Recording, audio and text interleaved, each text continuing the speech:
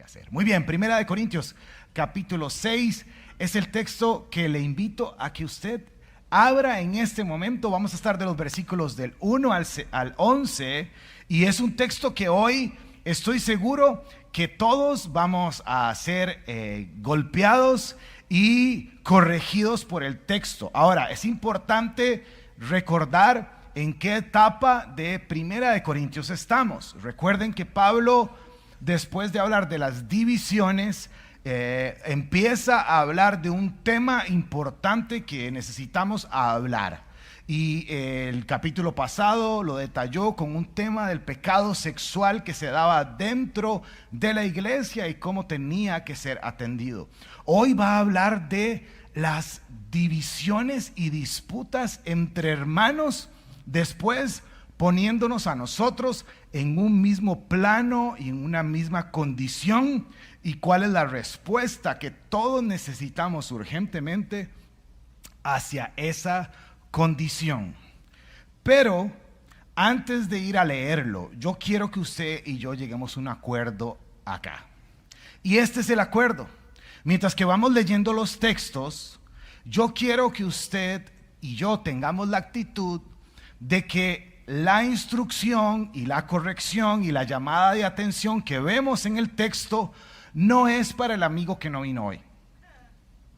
No es para el tío o para el primo que usted dice, uy, si tan solo estuviera aquí, uy, sí es cierto que verdad, va a entender. No, la instrucción que hay es para usted y es para mí. Tómelo para usted. Lea este texto y que el Espíritu Santo lo guíe a que usted analice su corazón y las acciones que usted está tomando. Es personal, no es, la condición es, el estado de todos los que estamos acá es el mismo, lo vamos a ver en el texto, pero la actitud con la que tenemos que acercarnos a este texto es que esto es para mí, y todos los que estamos en este lugar, y todas las personas de este mundo urgen de escuchar el mensaje del Evangelio de Jesús, y ser transformados por ella, porque solo Él puede transformarnos. He titulado a esta enseñanza Caso Cerrado. Entonces me puede decir el pastor Polo aquí esta mañana, porque vamos a ver cómo dictamos sentencia en esta mañana. Oramos, ¿sí? Y le ponemos en las manos este tiempo al Señor. Padre, gracias, Señor, por esta mañana. Gracias por tu iglesia. Señor, calma nuestros corazones. Que nada nos inquiete, Señor, sino que en todo momento nos presentamos delante de ti, Señor, con plegarias, con ruegos, con acciones de gracias, Señor. Y hoy queremos agradecer por esta tu iglesia, Señor, por la belleza que nos has dado de vivir estos hermosos 10 años como iglesia, y porque sabemos que vas a continuar construyendo tu iglesia, Señor, y vamos a continuar siendo transformados por el poder de tu palabra y extendiendo tu reino, Señor, hasta que toda la tierra sea llena de tu gloria. Lo pedimos en tu precioso nombre y juntos decimos amén y amén. Primera de Corintios, capítulo 6, versículo 1. Leo de la Nueva Biblia de las Américas y también lo vamos a tener en nuestras pantallas. La primera reflexión de este texto lo he titulado El Tribunal Secular. Dice así: ¿se atreve alguno de ustedes, cuando tiene algo contra su prójimo, a ir a juicio ante los incrédulos y no ante los santos? El tono desde el arranque, Pablo está chiviado. Pablo está molesto, está incómodo. La noticia que le llega es que hay divisiones, no solamente hay divisiones, sino que hay litigios, demandas entre hermanos, y que en lugar de buscar solucionarlos, como vamos a ver más adelante, con el consejo sabio, se van a las cortes romanas a presentar los casos, y eso le genera a Pablo una molestia fuertísima. Dice esto, inclusive utiliza este tono: ¿cómo se atreven ustedes? ¿Cómo se atreven a ir a juicio a los incrédulos? La palabra incrédulo también la podemos interpretar como injustos, aquellos que no han recibido la justicia de Dios. Ahora, a usted le puede sonar extraño, ¿verdad? Porque también muchas veces, a veces pensamos, cuando leemos la Biblia, o cuando no la leemos bien, pensamos que las iglesias en el Nuevo Testamento eran una cosita así como si estar en el cielo, ¿verdad? Todo el mundo se llevaba bien, nadie se peleaba, todos estaban en armonía y con un mismo corazón, todos eran unos cositos así angelicales. Y no, Pablo nos presenta una realidad del momento en el contexto en donde dos hermanos, recuerde estas frases, dos hermanos tienen una diferencia que termina en una disputa legal, por decirlo así. Y bueno, nuestros tiempos no son diferentes, perdón. Es lo mismo. Muchas veces las diferencias entre hermanos, y aquí Pablo también hace la aclaración que vamos a ver que son diferencias que pueden venir y solucionarse con el consejo sabio. Pero nosotros, que somos orgullosos, que creemos que tenemos derecho sobre todas las personas y derecho encima de todas las personas, pues terminamos litigando con los hermanos en la fe. Y la molestia de Pablo no es que haya un problema. Inclusive creo yo que no es que el tribunal romano no sea justo o el tribunal romano sea corrupto. No está hablando de eso. Creo que el problema de Pablo es que el que queda mal es Jesús. ¿Por qué? El tribunal romano en esos tiempos, recuerden que Corinto estaba bajo el dominio de Roma, bueno, todo ese mundo conocido, por decirlo ahí, estaba bajo el dominio de Roma. Y bueno, el tribunal romano funcionaba de esta manera. El tribunal civil romano se ubicaba en el centro del mercado central. Entonces imagínense que usted se va para San José Centro, ahí al mercado central, se toma una horchatica, ¿verdad? Se come un cevichazo, ahí venden un cevichazo bueno, ¿verdad? En el mercado central, un heladito de sorbetera, y después se va al show de caso cerrado cristiano, en ese momento, en donde el chisme alrededor es dos cristianos litigando. Entonces ahí llegaban al tribunal, exponían su caso y el juez dictaba sentencia. Pero el problema y la molestia de Pablo es que se hacía un chisme alrededor de todo esto y las personas empezaban a hablar. Pablo nuevamente no está molesto porque están utilizando una vía legal. Como vamos a ver ahora, Pablo también lo utiliza en algún momento. El problema es que muchas cosas que también son desde el punto de vista espiritual y que pueden solucionarse con la sabiduría de Dios, los cristianos en ese momento decían no, vamos a los tribunales. Y el que quedaba mal es Jesús. Es más, Pablo dice, continúa en el versículo 2 diciendo, hace las preguntas, también dice, ¿o no saben que los santos han de juzgar al mundo? Y si el mundo es juzgado por ustedes, ¿no son más competentes para juzgar los casos más sencillos? Pablo le dice al cristiano de ese momento y nos dice a nosotros hoy los cristianos, hey, hay un estándar muy alto para el cristiano, para el seguidor de Cristo. Ese estándar no es una élite. Ese estándar no es que yo soy mejor. Ese estándar no es que las otras personas están en una categoría inferior. No, el estándar es que los que hemos reconocido a Jesús como nuestro Señor y como nuestro Salvador, dice la palabra de Dios que Él nos ha dado de su justicia. Ahora vamos a hablar un poco más de esto al final. Y entonces, por ende, yo tengo que tener la capacidad de juzgar correctamente las situaciones de este mundo y especialmente las situaciones con mis hermanos. Porque también, si continuamos leyendo, además, leámoslo juntos, versículo 3, dice, ¿no saben que hemos de juzgar a los ángeles? Híjole. ¿Cuánto más asuntos de esta vida? Versículo 4. Entonces, si tienen tribunales que juzgan los casos de esta vida, ¿por qué ponen por jueces a los que nada son en la iglesia? Y termina diciendo el versículo 5, la primera parte, para vergüenza suya lo digo. Es decir, Pablo aquí está diciendo, hey, los santos, ahora familia, ¿quiénes son los santos? ¿Quiénes son los santos? Nosotros. Nuevamente, santo significa apartado para el Señor. No es que es perfecto, ¿verdad? Y que anda ahí vestido de blanco y hablando en Reina Valera. No.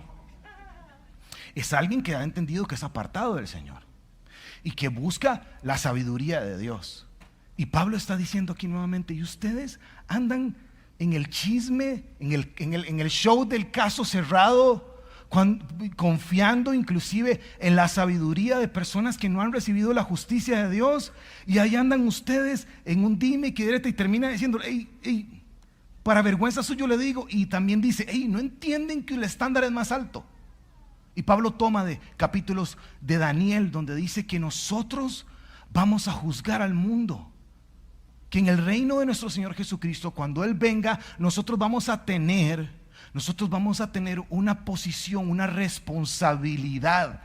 Inclusive dice, vamos a juzgar a los ángeles. Ahora, ese no es el tema que Pablo está tocando, así que no voy a ahondar mucho.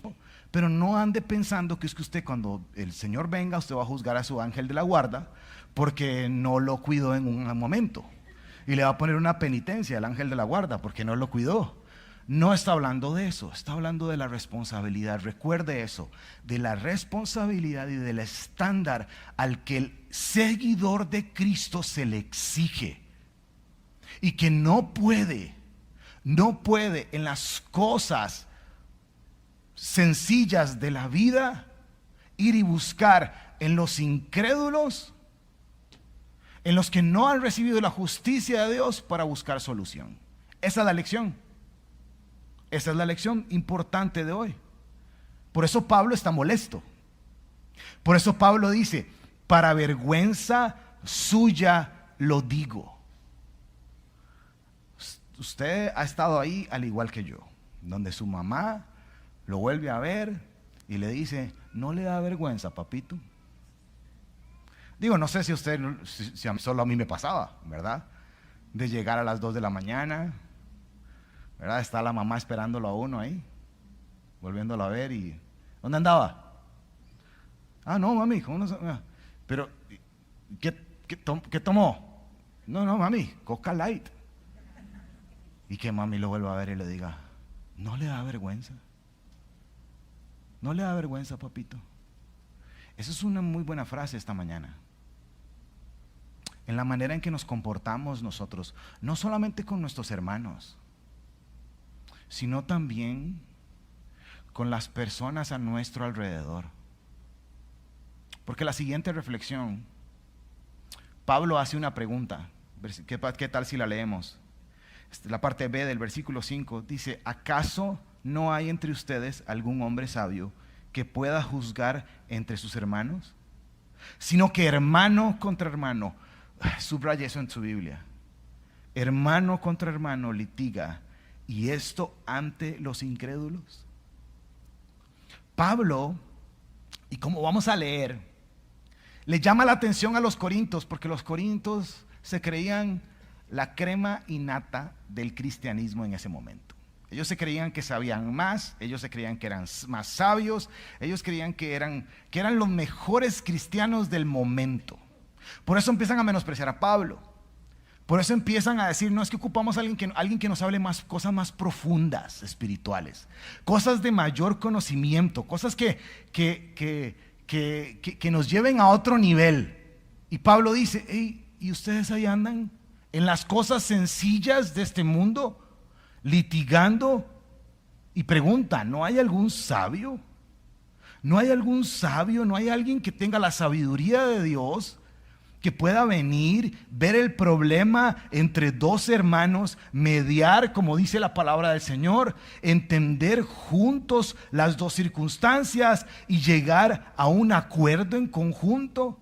Y más bien se van a los tribunales seculares para encontrar algún tipo de justicia. Y Pablo nuevamente en este mismo tono dice, y tanto así dice que bueno, entre hermano y hermano litiga. Y yo creo que esa es una de las lecciones importantes esta mañana. Uno de mis pastores que me enseñó mucho durante mucho tiempo y me continúa enseñando, me dijo, cuando empezamos con el tema de la iglesia y empezar a servir al Señor en el llamado, los consejos fueron muy sencillos. Y uno de los consejos fue, James, la tarea es hacer lucir bien a Jesús. Esa es la tarea. La circunstancia puede ser que usted tenga la razón y que usted luche para tener la razón en medio del conflicto, pero la tarea es hacer lucir bien a Jesús.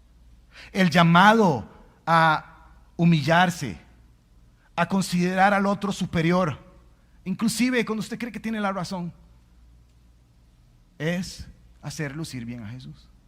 El llamado es que las personas a nuestro alrededor, no es que vean perfección, no es que vean, es que, ¿verdad?, está en un estándar altísimo. No.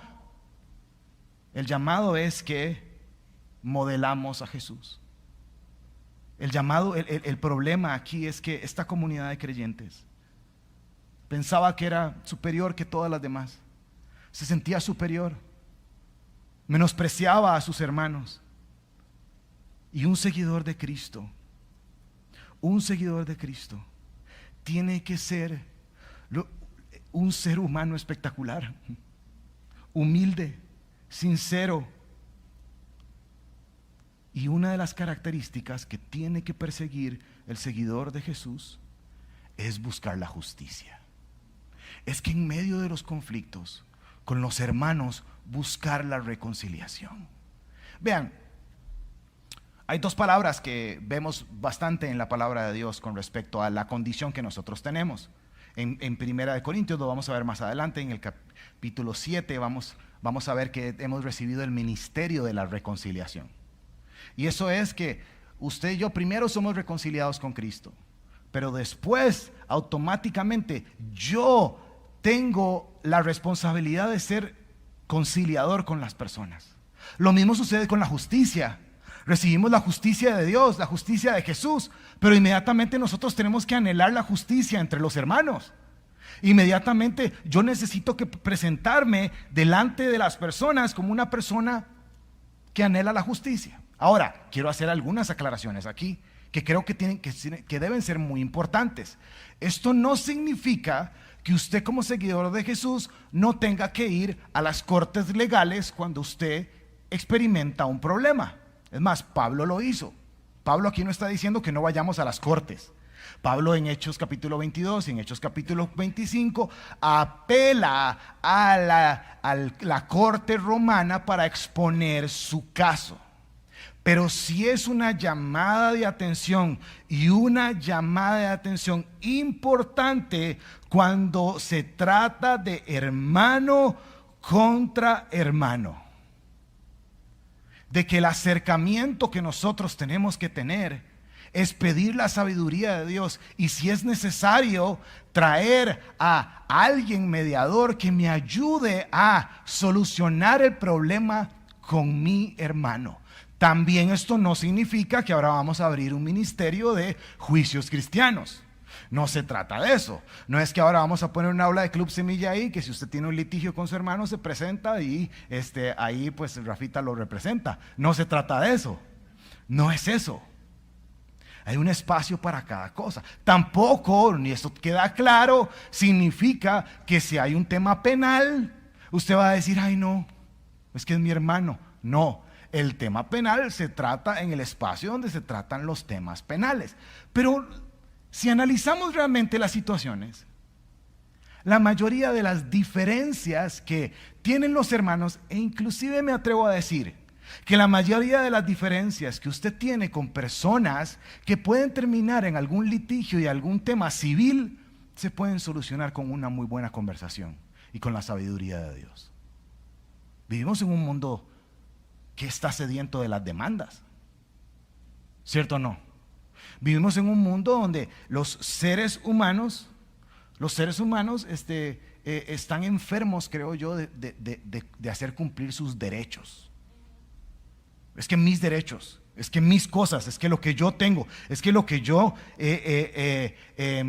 lo que yo necesito. Y el mejor ejemplo para ilustrar esto es cuando usted va a la asamblea de su condominio. ¿Usted le ha pasado? Nosotros vivimos en residencial. Sí, todos nuestros primeros años en Belén vivimos en un residencial, entonces no había asamblea de condominios. Y cuando nos pasamos aquí en esta casa Santana, pues vivíamos en un condominio y pues me convocan a la primera asamblea. Y yo digo, pero qué lindo, voy a hacer amigos. Voy a hacer amigos, va a ser espectacular esto, ¿verdad? Seguro ahora un vecino me va a terminar invitando a cenar y vamos a llevarnos súper bien, ¿verdad? Entonces ya llego yo y veo la agenda de la asamblea y bueno, la asamblea de normal y todo, pero resulta que veo que hay un tema ahí, hay unos temas. Entonces, diferencias entre la filial tal y la filial tal y la filial tal y la filial y solo diferencias. Y yo, ¿qué es este asunto? Y se levantan estas personas, sus palabras, su actitud, porque el vecino hizo un muro que el reglamento dice que tiene que estar 10 centímetros más pequeño. Y yo sacando una regla, 10 centímetros más pequeño, está peleando por 10 centímetros. ¿Qué es que el vecino? Que el bebé del vecino hace mucha bulla. ¿Qué espera mi hermano? Que suceda usted ahí. Mi esposa no me deja mentir, me vine, ni voté, y yo quería votar. Ni voté. Pero traslademos eso a nuestra actualidad y nuestra actitud como entre cristianos, nuestra actitud en el servicio, nuestra actitud en las diferencias con los hermanos. Somos iguales. Cuando se trata de lo que yo quiero y de lo que yo creo que tiene que ser, me transformo. Es más, el chat de mi condominio solo tiene fotos de popó de perro. Eso es todo lo que mandan. Y ahí está, y screenshots del reglamento. Screenshots de por qué el volumen y que no sé qué, y que aquí, que allá, y por supuesto hay que aprender a vivir juntos y entiendo todo este tema. Pero el cristiano, nuevamente, hermano contra hermano, hay un mejor camino. Y eso me lleva al tercer pensamiento. Y es que es mejor sufrir juntos. Vamos a los versículos 7 al 8 y los analizamos. Dice, así que en efecto, es un fallo entre ustedes el hecho de que tengan litigios entre sí. ¿Por qué no sufren mejor por la injusticia? ¿Y por qué no ser mejor defraudados? Por el contrario, ustedes mismos cometen injusticias y defraudan, y esto aún a sus propios hermanos. Entonces Pablo está diciendo, vea, ustedes andan ahí, que son muy sabios, yendo a los tribunales seculares para encontrar consejo y solución a los problemas. ¿Saben que hay un mejor camino? ¿Por qué mejor no sufrir por la injusticia? ¿Por qué no mejor ser defraudados? ¿Saben por qué?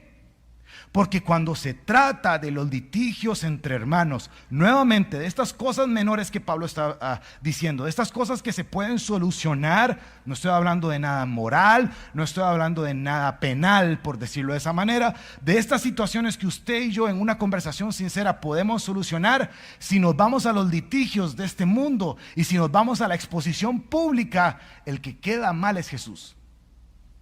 Ya me imagino la escena. Ya me imagino la escena de dos cristianos en el tribunal. Y entonces este cristiano presenta el caso y dice, bueno, es que yo he estado orando.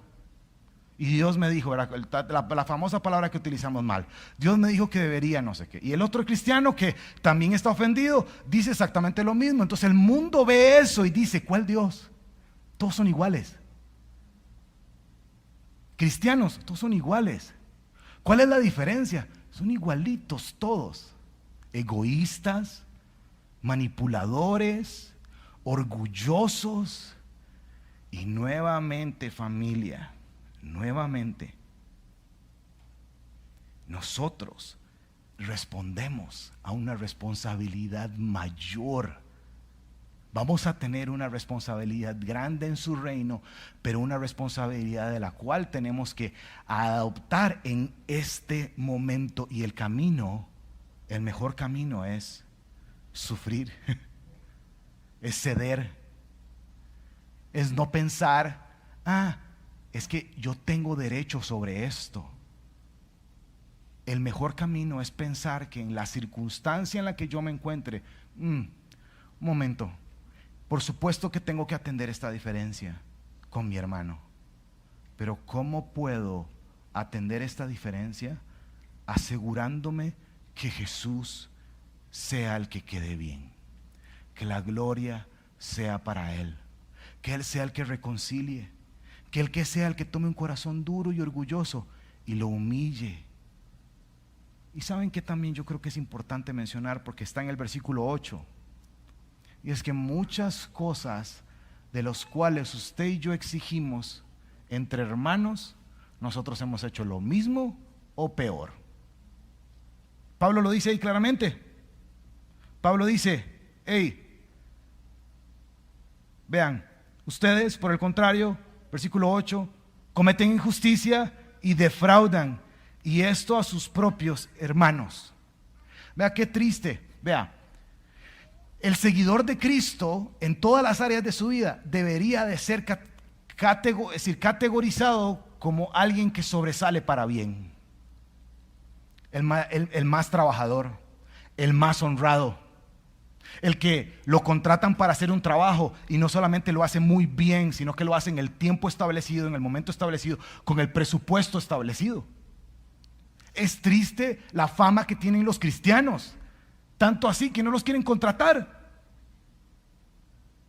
Tanto así que, si usted menciona que es cristiano en un trabajo, no es una señal inclusive de, ay, qué bueno, sos cristiano. Significa que vas a cumplir con tu horario.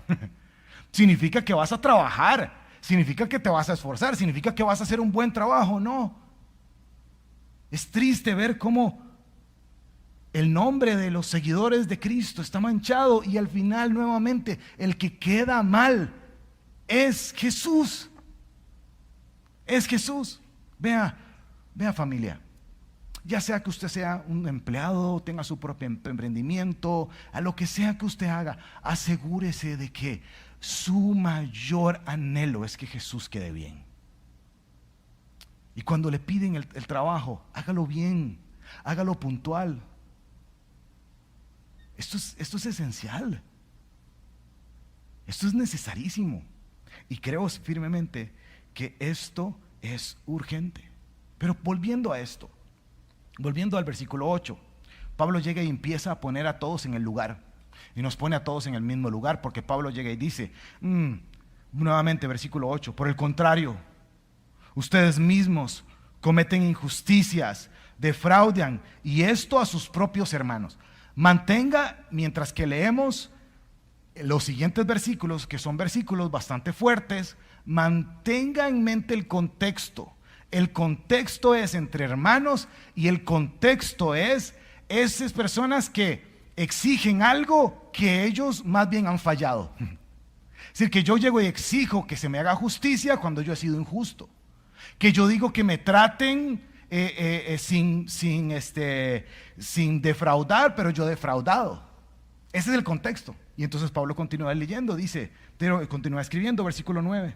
¿O no saben que los injustos no heredarán el reino de Dios? No se dejen engañar, ni los inmorales, ni los idólatras, ni los adúlteros, ni los afeminados, ni los homosexuales, ni los ladrones, ni los avaros, ni los borrachos, ni los difamadores, ni los estafadores heredarán el reino de Dios. Interesante lista, ¿verdad? Quiero hacer algunos comentarios aquí. Yo creo que la lista está clara, pero creo que es importante que analicemos algunas cosas. Lo primero es, aquí no hay categorías, ¿notaron? Porque yo sé que a usted le brincaron algunas palabrillas ahí. Y estoy seguro que está diciendo, y ojalá el pastor diga eso. Y hable sobre esos, ¿verdad? Pero todas están a la par, ¿verdad? Divididas por comas. Y todas tienen un ni. Ni los inmorales, ni los idólatras. Entonces lo primero que quiero pedirle es que usted se ubique ahí. Porque esta reflexión se llama Todos somos culpables. Y significa que todos los que estamos aquí hemos estado en alguna de estas condiciones. Todos hemos jugado de santos, para utilizar el término común. Todos hemos pensado como, no, es que ese tal, es que qué barbaridad, no sé qué, cuando yo soy peor. Todos hemos estado exigiendo nuestros derechos, pero cuando nosotros somos unos idólatras también, cuando nosotros hemos sido unos inmorales.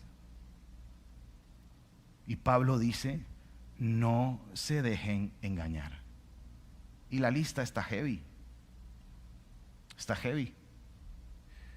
Me encontré un artículo esta semana. Yo que soy un señor y leo noticias, ¿verdad? Si pudiera suscribirme a los periódicos, pero es que los periódicos ya nada que ver, pero por lo menos lo leo en línea. Y este artículo está en la sección de ciencias. Ojo, está buenísimo. Y es el síndrome de Fortunata. ¿Lo han escuchado? El síndrome está en la sección de ciencias y entrevistan a un psicólogo también sobre este tema. Pero el síndrome es de aquellas personas que se enamoran de personas casadas. Entonces, pues ahora el adulterio y la fornicación es un síndrome y necesita ser tratado. Entonces yo voy ahí casado, ¿verdad? Carebarro, casado y, ay, es que me enamoré.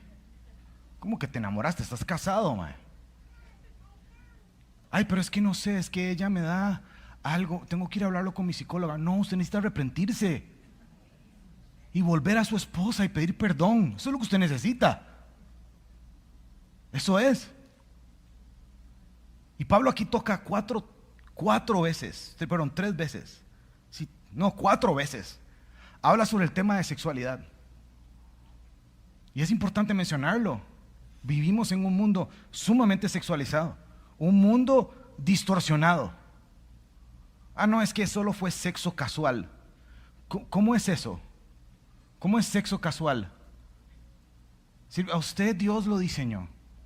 Si todos aquí, todo el mundo, todos los seres humanos fueron diseñados a imagen y semejanza de Dios. El pecado vino a distorsionar eso.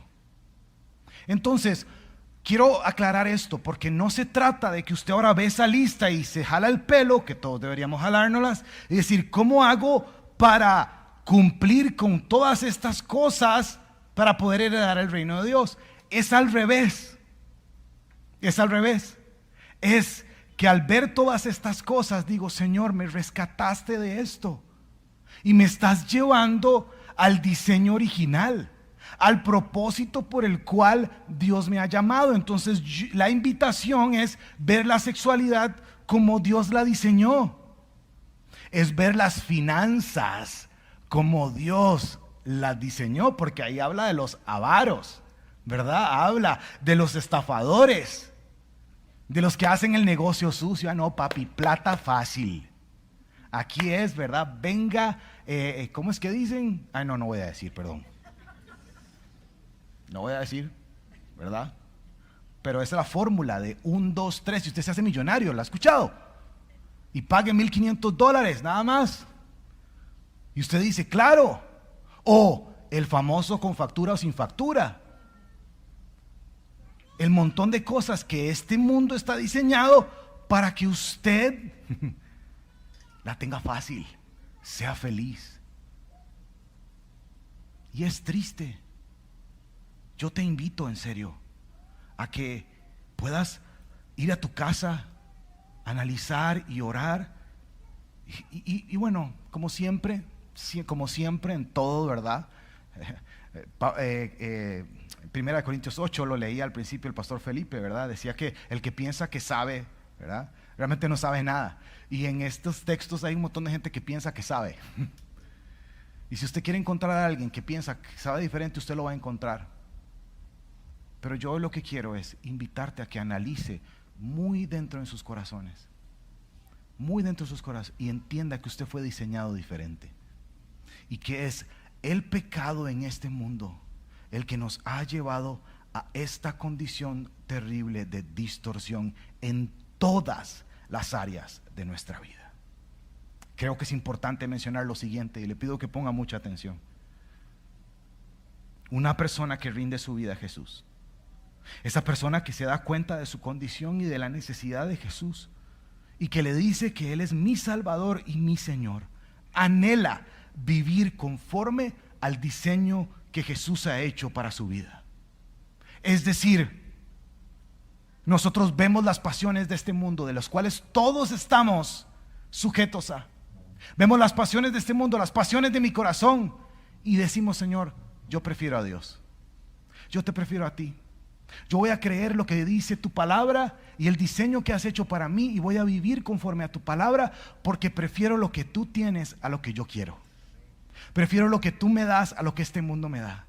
Prefiero lo que la promesa de la vida eterna y la vida abundante hoy a la promesa del éxtasis temporal que este mundo me ofrece, del momento momentáneo de placer que me va a dar algo que sienta rico para después sentirme vacío y perdido. Pero quiero adoptar la vida plena y llena que Jesús me da. Esa es la invitación. Ahora, el último versículo es el más importante de esta mañana. Y si, bueno, todos son importantes, pero esto es como muy importante. Y si usted le hizo un enredo y no entendió nada, ponga atención a esto. Ponga atención a este último versículo. Leámoslo juntos.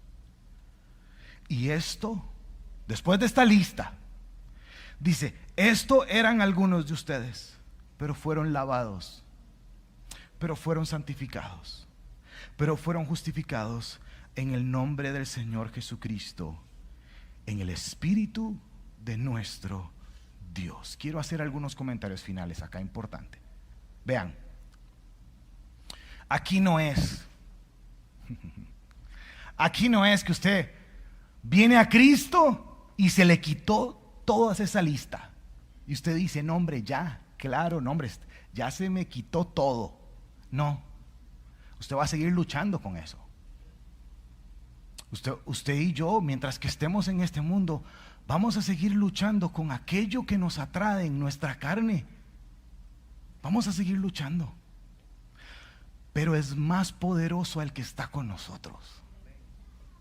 Y la obra que Él hace en cada uno de nosotros, que va a terminar hasta el día en que Jesucristo venga, es más poderoso. Y entonces yo no descanso en mis propias fuerzas, yo descanso en lo que Jesús hizo. Yo no vivo en mis propios deseos, yo vivo en lo que el Señor quiere. Porque el que viene a Cristo, dice el texto, las cosas viejas pasaron, he aquí, ¿cuántas? Todas son hechas nuevas.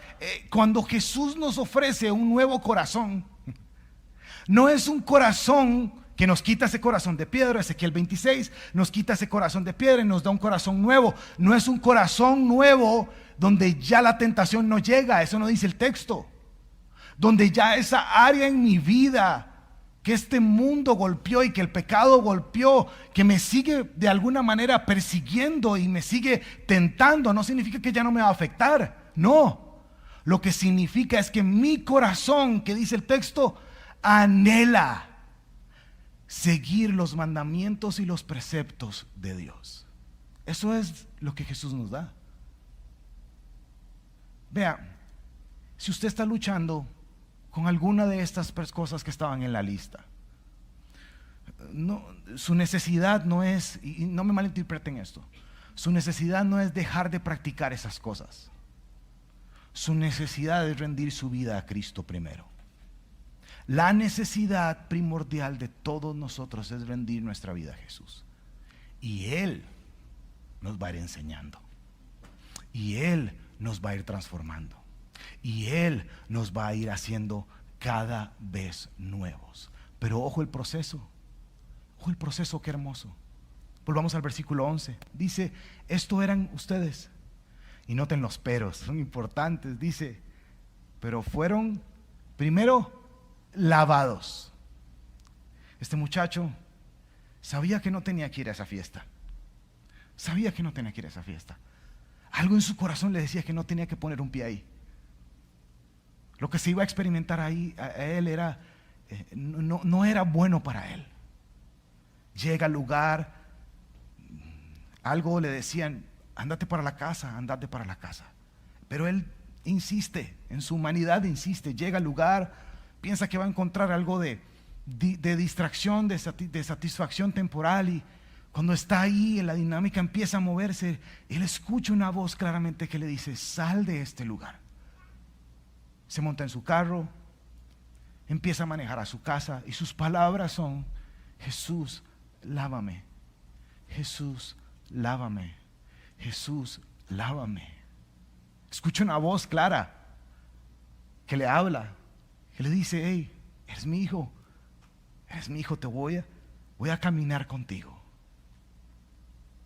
Jesús tiene, la sangre de Jesús es tan poderosa. Hoy en día su sacrificio en la cruz es tan poderosa que te puede lavar por completo. Lo sucio, la vergüenza. Una persona también me decía una vez en una reunión, pastor, es que usted no sabe las cosas que yo he hecho. No hay perdón para mí. Por supuesto, yo lo miraba a los ojos y le decía, por supuesto que hay perdón. Jesús puede lavarte por completo. Pero no solamente te puede lavar. Note lo que dice que nos santifica.